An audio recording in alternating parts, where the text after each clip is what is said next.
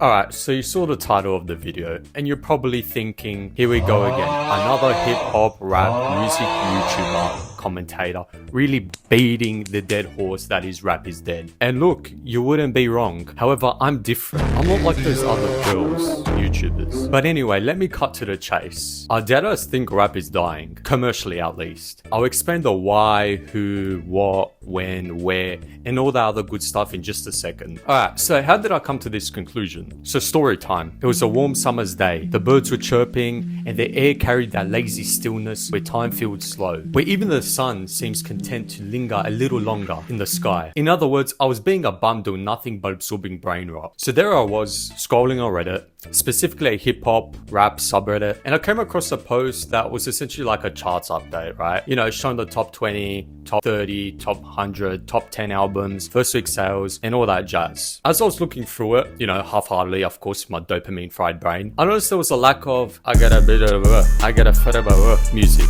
For those of you that didn't catch on, I'm talking about rap music. And don't get me wrong, I was looking for it. Top 5, nothing. Top 10, nothing. Top 20, nothing. Top 25, nothing. Top 40, even nothing. And I think there wasn't anything rap related until like number 55 or like 50 or something. And funnily enough, it was Youngboy, the GOAT. Anyway, there were some hip hop adjacent songs, but they were somewhere in the top 30, 40, and they were kind of R&B, hip hop-ish sort of. So you know what I mean, those type of songs. Gunna's elevator music, basically. I was surprised, but the surprises didn't stop coming because sometime later, Billboard reported that there are no hip hop songs in the top 40 for the first time since 1990. Now, this was somewhere around November, October last year, so 2025. And I'm not a historian. I'm not one of those nerd YouTubers that has dates and times filed for everything, evidence tucked in my ass ready to pull out at a moment's notice. It's a guesstimate. I'm sure I'll throw up an article and you'll see the date. Anyway, to be fair, there was a technical rule by Billboard that played a part in this. It was sort of a change where they didn't count certain songs or something along those lines. But I wouldn't really use that as too much of an excuse in my humble, uneducated, zero statistical experience, zero data analysis experience opinion. Not gonna lie, I'd just be looking at the charts, have a little think, and gaslight my dumbass into believing that I'm definitely onto something. But we don't need to worry about that. Let's just wrap our heads around the fact that this is the first time, since 1990, 1990, that might be reversed for you, that there's no top 40. 1, 2, 3, 4, 5, 6, 7, 8, 9, 10.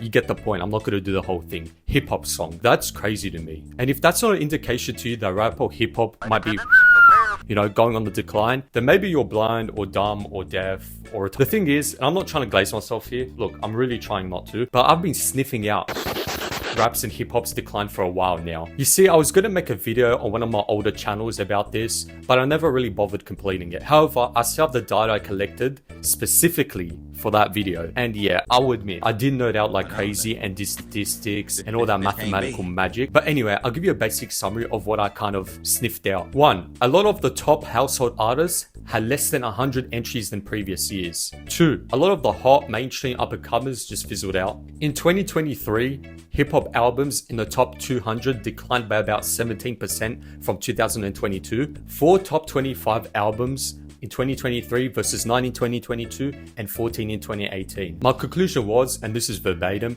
if we're being realistic and truthful, it's becoming evident that rap no longer has as much commercial success as it did back in 2016 to 2021 roughly. So I was clearly onto something, Sherlock Holmes type of vibes. And even now, Billboard had some data that I thought was really interesting. I thought it up on the screen right now because I just really can't be bothered reading out the statistics and all that. So now that you've read that, look, I was borderline special needs when it came to maths in high school. And if there was a short bus going from English class to maths class, I'd be in the front seat, literally strapped in. But even I can tell the official data is telling me something, and it's not looking good. But when you throw my data into the mix, now it's really speaking to me. Rap or hip hop is dying. The big question is why? Why is rap/hip hop dying? I have some hot and cold takes on this, and you guys can argue in the comments about what's hot and what's cold, because I'm not trying to get pressed about some hip hop takes. Anyway, I'm gonna just start vomiting out some reasons why this decline is happening. 1, it's harder to go higher than it already did. During the mid/late 2010s and early 2020s, rap and rap culture was at its peak. It dominated the charts, it dominated youth culture, it bled into everyday life, it bled into the art form of music as we know it. It was basically basically everywhere. And just like with everything in life, there's ups and there's downs. And certain ups and downs can be very extreme, won't be replicated often, if at all. Think Epstein's empire, LeBron's career, Diddy's empire, Future's consistency, McDonald's wide-reaching power. These things are one of a kind, once in a blue moon. La creme de la creme. Basically, what I mean by that is hip-hop has reached incredible heights. And it's hard, if not damn near impossible, to go any higher or maintain that high for a long period. 2, it got saturated with mediocre and repetitive music. This one's fairly agreeable. I think almost anyone can agree with the fact that as the years went by, rap became extremely saturated and flooded with repetitive,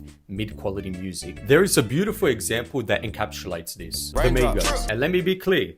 Hold up, let me be clear. Before you start drooling and spazzing out like a grade 1 sped kid, I actually like the Migos and their music. And I'm not even entirely talking about the quality itself. Look, let me explain. Alright, I'm going to talk about the quality. They were the drivers of mainstream modern trap, in my opinion and many other people's opinion. The music was fresh, until it well wasn't, and they kept doing the same thing over and over and over and over again. You couldn't go anywhere without hearing a Quavo feature. That was 95% of the time a Quavo 101 hook, and it happened over and over and over and over and over again. People got tired of that sound, man. The sound wasn't sounding like it used to sound. And to make matters worse, they spawned a whole bunch of clones, which obviously saturates the market with that sound. This can even be noticed with artists like Juice WRLD, Rod Wave, Polo G, Pop Smoke. They spawned so many clones within their respective niche / subgenre, which again, saturation. So that's the theme of it. Rap and hip hop got saturated with the up and comers copying sounds and the mainstream overdoing their sound, or while the quality wasn't even really all that great. 3, the music simply stagnated. This one ties into the one before. The music just stopped evolving, stopped being better,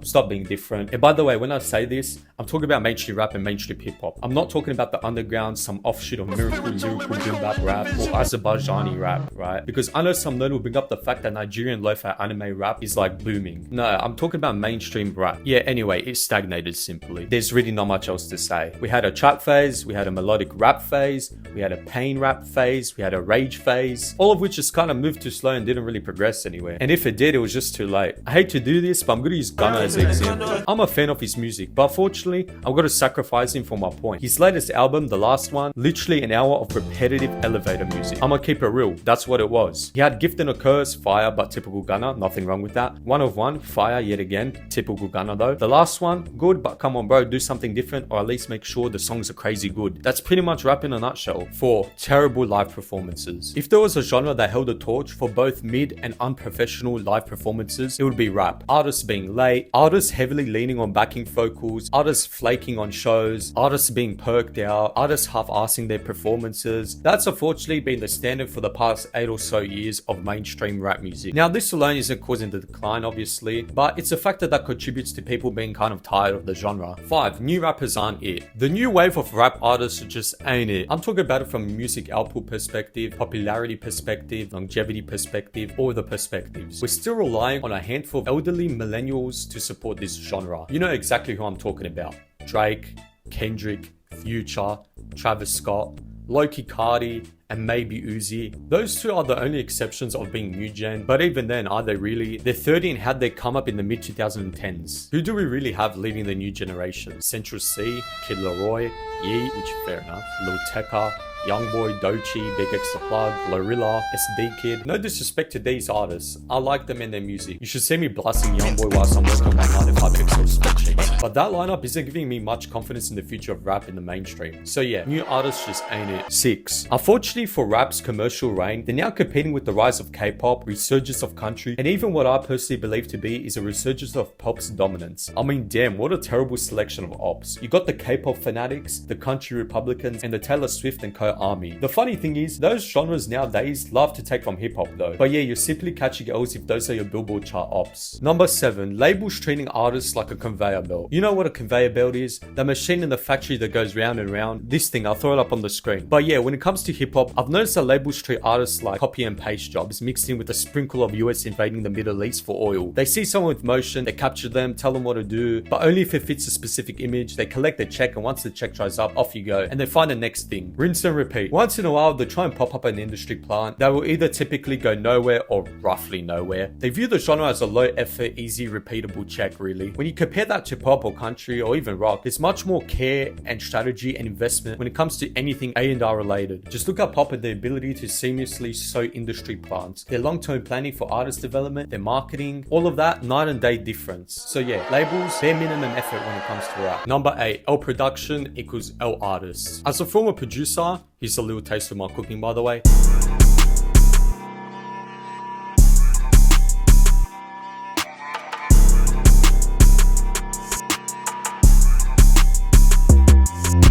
I can tell you right now that producers set the sound. Most rappers are going off on what vibe the beat sets. And if the beat's good quality and innovative, that allows the rapper to potentially match the quality and innovation. But you know, that's not a guarantee. Anyway, over the past couple of years, the production has been stale, repetitive, and boring. We've had a revolving door of Juice WRLD type beats, Future type beats, Rod Wave type beats, ESTG type beats. And to make matters worse, whenever a niche of hip hop was blowing up, for example, New York drill, Philly drill, all the producers were flooding the space with their one-of-one replica type beats. And they just kept doing the same thing over and over again. Bear in mind, these were the beats being sent off to rappers. There was or is no such thing as trying to get placements with innovative, creative, abnormal beats. Yeah, nah, those creative, genre-breaking beats were only good for a Kenny as a beat stream battle. In terms of mainstream music, those beats never made it anywhere. So this leads me back to the cycle of producers make stock standard beats, rappers use stock standard beats, rappers want stock standard beats, producers make stock standard beats. And I just want to say that recently, more unique and genre-bending production has been creeping into the eyesights of artists, especially within the underground. But low-key, it's all a little bit too late. I guess this whole thing is entirely the producer's fault, to be fair, because they accommodate the rappers, but there's still blame to be placed on the production, thus producers. 9, it's not the cool thing anymore. This is the last point, and this one might be a little deeper. It's simply not the cool thing anymore. The culture doesn't align with rap anymore, or at least not to the same extent. Back then, rap intertwined itself within so many aspects of life, primarily streetwear. And streetwear was in every inch of this world. Basically, rap was a way of life, from clothes to music to sport to pop culture even. Now it's shifted over to a more pulp, old pop way of life. Instead of streetwear, it's more of the fashion MF style,